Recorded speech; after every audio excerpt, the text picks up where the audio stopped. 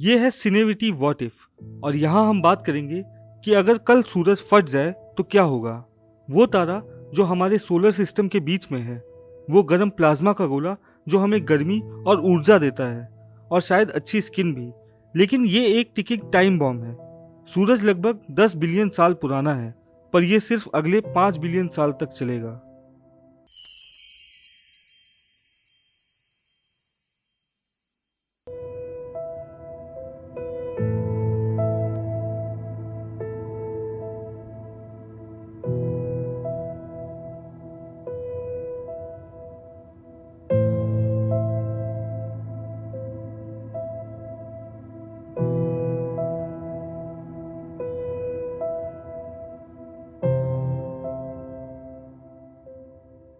उसके बाद सूरज एक रेड जायंट बनेगा और फिर श्रिंक होके एक वाइट ड्वार्फ यानी एक मरता हुआ तारा बन जाएगा, जो अगले कई बिलियन सालों तक ठंडा होगा।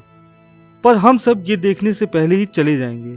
लेकिन सोचिए, अगर सूरज आपकी आंखों के सामने ब्लास्ट हो जाए तो कैसा लगेगा। नाम सुपरनोवा सुनकर लगता है कि ये दुनिया का सबसे शानदार फायरवर्क शो होगा, लेकिन हकीकत में आप शायद कुछ न देख पाए। सूरज 150 मिलियन किलोमीटर दूर है और उसकी रोशनी हम तक पहुंचने में 8 मिनट लगती है।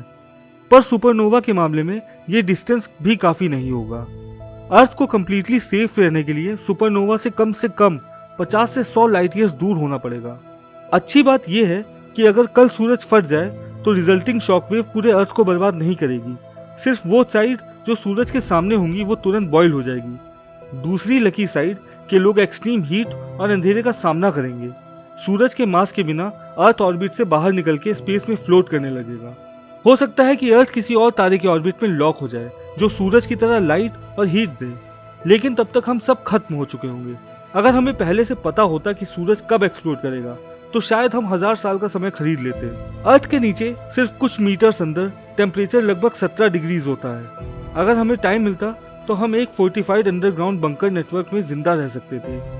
ब्लास्ट के एक हफ्ते बाद सरफेस टेम्परेचर -18 डिग्री तक गिर जाता।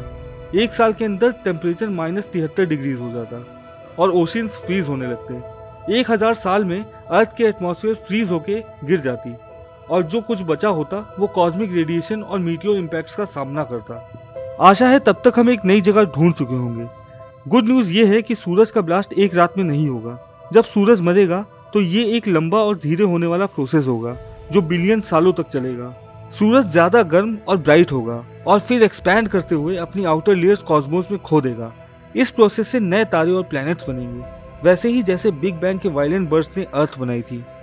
कौन जाने, शायद नई लाइफ फॉर्म हो सके, एक और नई अर्थ, नए ह्यूमनॉइड स्पेशीज। गैलेक्सीज कैसे दिखेंगी बिलियन सालों बाद, ये सोचना मुश्किल है। पर एक दिन बहुत दूर के फ्यूचर में सूरज एक्सपैंड करेगा और फिर श्रिंक होके एक नई स्टार के लिए जगह छोड़ेगा। और अगर किसी मिरेकल की वजह से ह्यूमैनिटी तब तक बची रही तो हम कहाँ रहेंगे?